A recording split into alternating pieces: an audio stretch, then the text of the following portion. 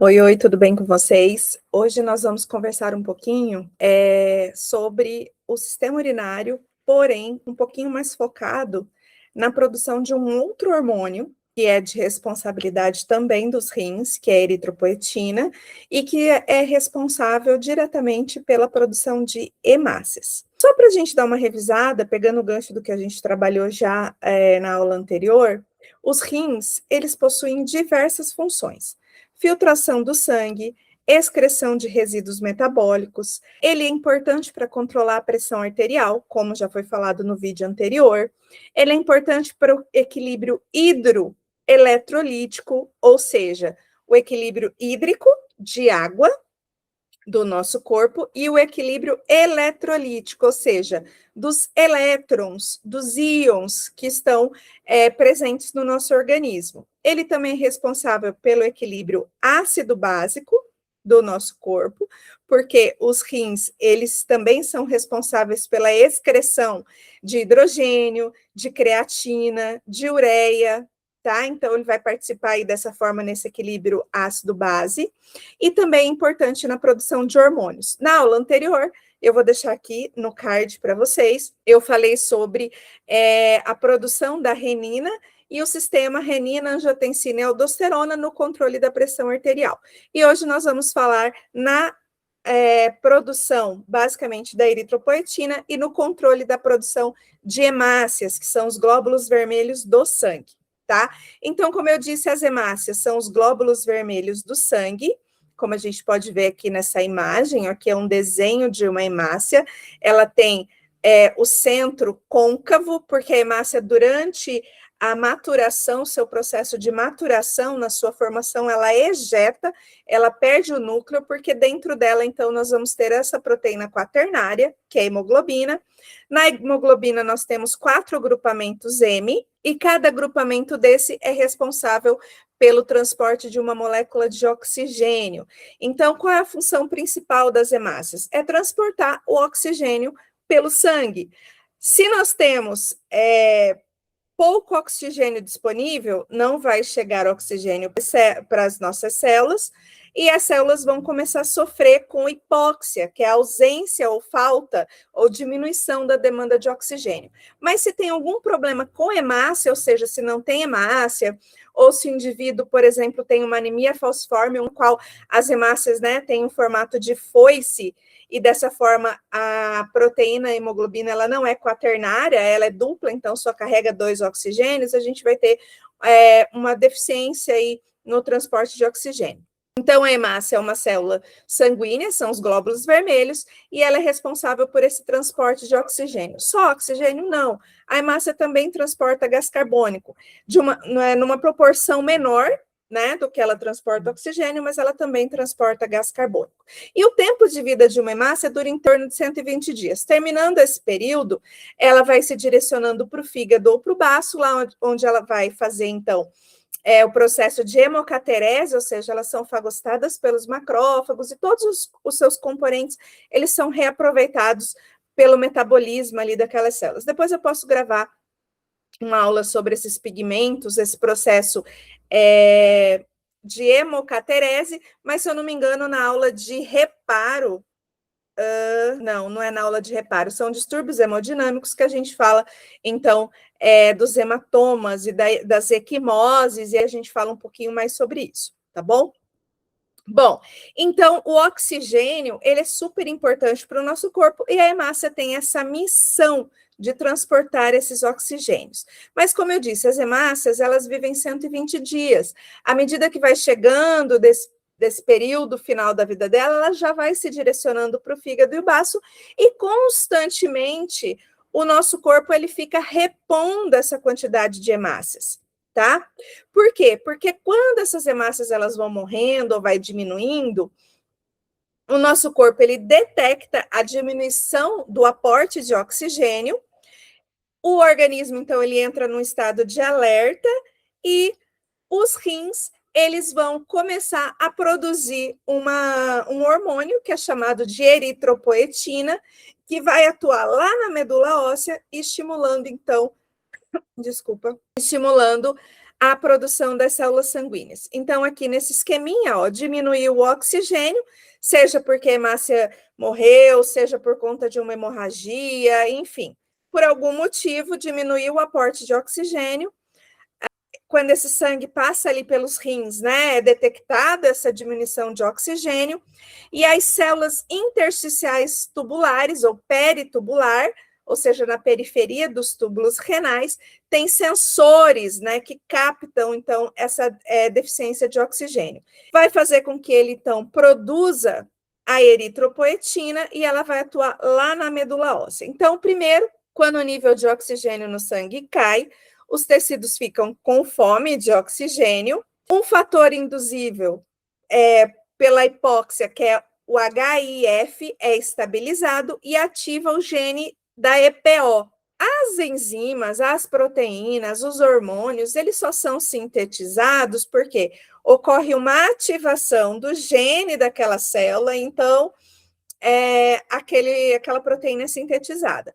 Então, quando o oxigênio está baixo, é ativado o HIF e o gene da eritropoetina é estimulado.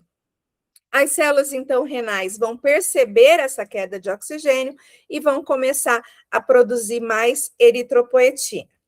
Esse HIF, mais especificamente o HIF-1-alfa, ele atua como um sensor de oxigênio molecular, tá? Então, ele vai captar esses níveis baixos, vai fazer com que haja uma cascata de sinalização dentro do núcleo da célula que vai estimular a expressão do gene da eritropoetina. Lá na medula óssea, as células, então, a produção dessas hemácias vão começar a ser estimulada. Então, o que é essa eritropoetina? Ele é um hormônio glicoproteico produzido principalmente pelos rins. E ele é que vai dar ordem lá na medula óssea para a célula pluripotente, tá? Começar, então, a produção de eritropoetina. Vai começar, então, a produção dos eritrócitos, tá? 90% da eritropoetina vem dos rins, mas aproximadamente 10% são produzidos pelo fígado. Por isso que mesmo quando a pessoa não tem rim funcionante ou tem somente um rim, ela não fica totalmente sem essa produção de hemácia. Por quê? Vai sempre ter uma produção residual de eritropoetina e isso vai fazer com que mantenha a quantidade de hemácia necessária no nosso sangue. Mas é claro que quanto menor a quantidade de eritropoetina, a velocidade de produção dessas hemácias é reduzida. Então, aproximadamente, nós temos 200 unidades internacionais por quilograma de eritropoetina circulante no nosso corpo em condições normais. Bom, então, a eritropoetina, ela vai viajar pelo sangue, ou seja, ela vai percorrer o sangue, tá? Ela é produzida ali nos rins e ela vai atingir a corrente sanguínea e através do sangue ela vai chegar até a medula óssea, mais especificamente na medula óssea vermelha, que é o centro de formação das células sanguíneas.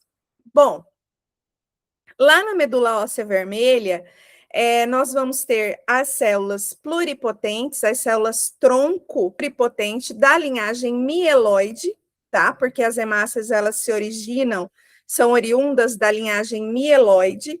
Essas células tronco, essa eritropoetina, desculpa, ela vai se ligar aos receptores específicos nessa célula tronco hematopoética, e então vai proliferar e se diferenciar em proeritroblastos. Esses proeritroblastos, eles vão passar por um processo de maturação, e como eu disse lá atrás, a hemácia, quando ela está nesse processo de maturação, ela ejeta o núcleo para que ela fique, então, com esse centro côncavo, que é onde vai ficar ali a hemoglobina, por exemplo.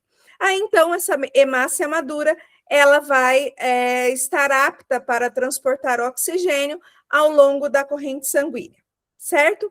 Então, aqui, ó, a eritropoetina, ela vai desencadear a proliferação celular acelerada, a diferenciação em eritroblastos, a maturação dos reticulócitos e a liberação de hemácias maduras no sangue. Bom, isso, então, vai permanecer num ciclo que a gente chama de retroalimentação ou feedback negativo. Por quê? À medida que diminui o oxigênio do sangue, ou porque as hemácias já estão no processo final da sua vida, ou porque aconteceu alguma coisa, ou porque esse oxigênio já foi para as células, os rins eles vão detectar isso, as células peritubulares vão produzir mais eritropoetina, vai estimular a medula óssea a produzir mais hemácias, e as hemácias vão então captar esse oxigênio, e o oxigênio volta ao normal. À medida que as células vão recebendo oxigênio, vai diminuir o oxigênio no sangue e a gente tem essa retroalimentação ou esse sistema de autorregulação funcionando de forma perfeita, ok?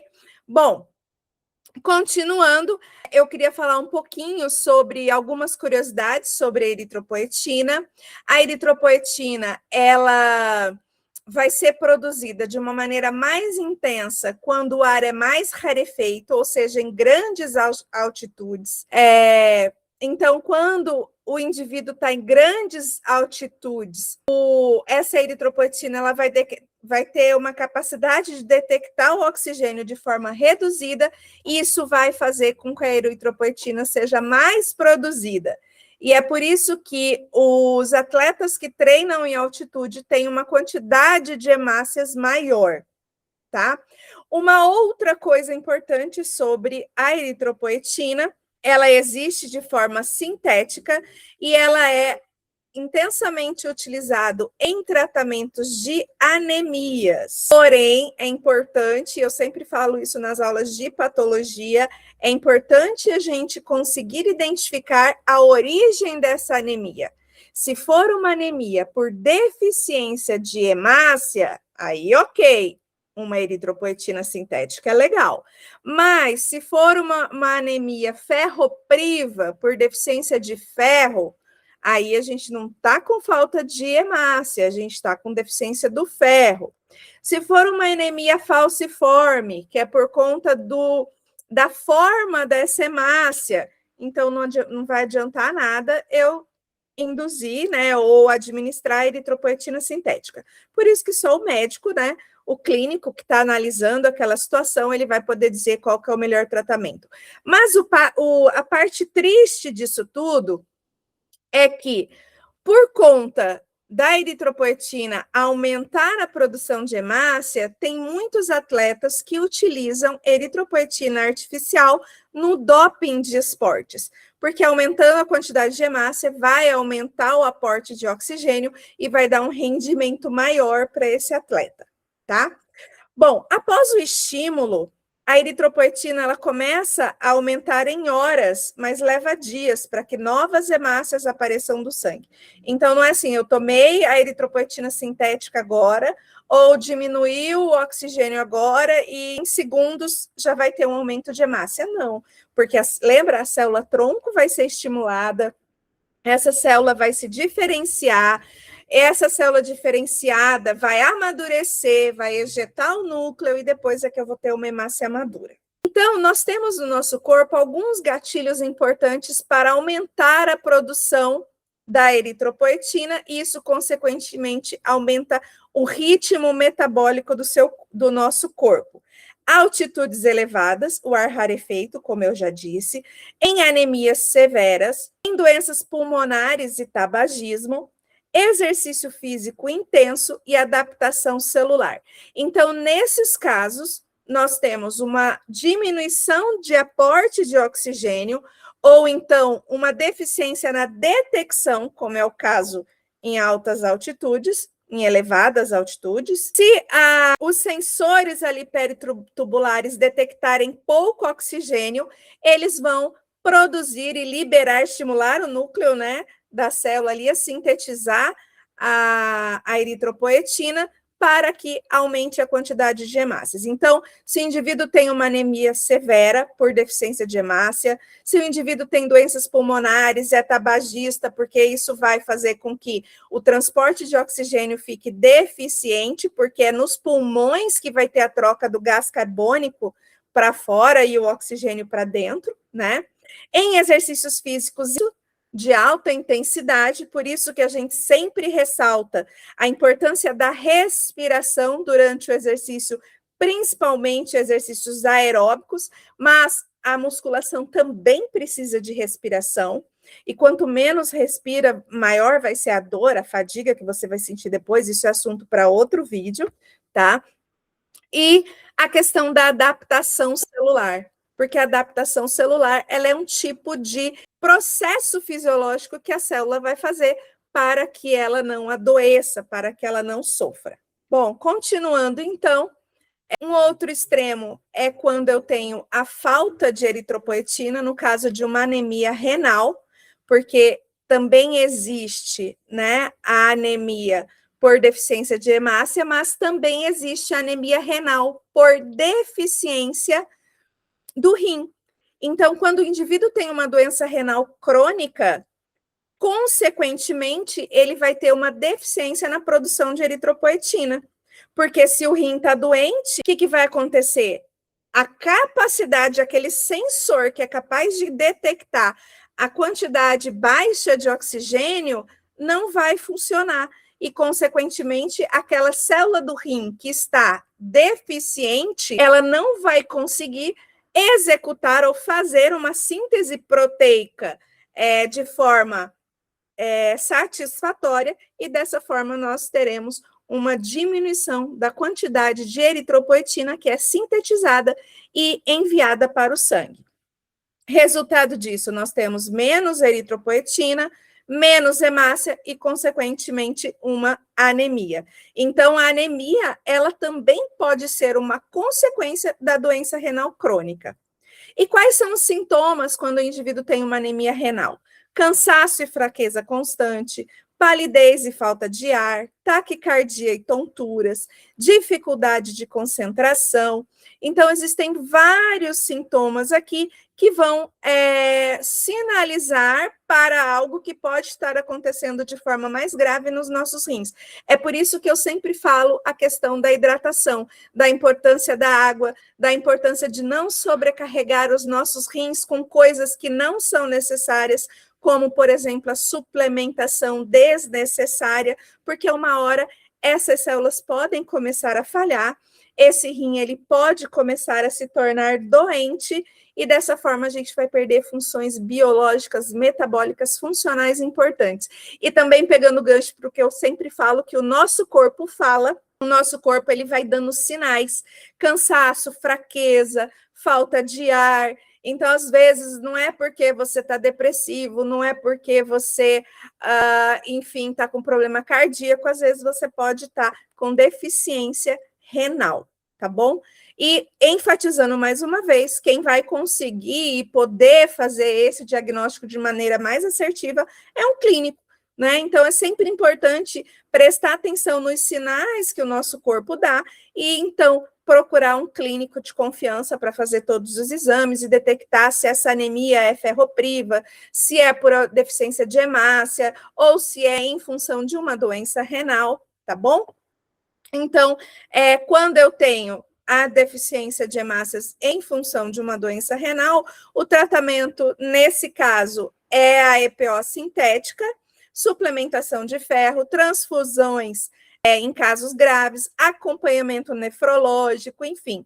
Tem uma série aí de tratamentos que, como eu disse, só o clínico mesmo que vai poder te dar esse suporte. E quero finalizar com esse lado obscuro, né, da utilização da medicina e da área da saúde de uma maneira geral, tá? Não só com suplementação de hormônios, como testosterona ou uso, né, de anabolizantes de uma maneira geral, mas a gente está vendo também a utilização de eritropoetina no doping esportivo, tá? Então, isso vai promover um uso indevido de eritropoetina para poder ganhar performance, porém, esse é um aumento artificial, vai prejudicar aquele sistema natural de retroalimentação negativa que o nosso organismo tem, e isso também pode ocasionar riscos graves de tromboembolismo e colapso circulatório. Então, a performance, ela não pode custar a nossa vida. Então, uma coisa que eu sempre digo, né? Respeitar o nosso corpo, identificar os sinais. E se você é um competidor, né, ou se você é um estudante da área de saúde, é importante enfatizar que nós precisamos sempre agir com ética e escolher sempre a saúde em primeiro lugar.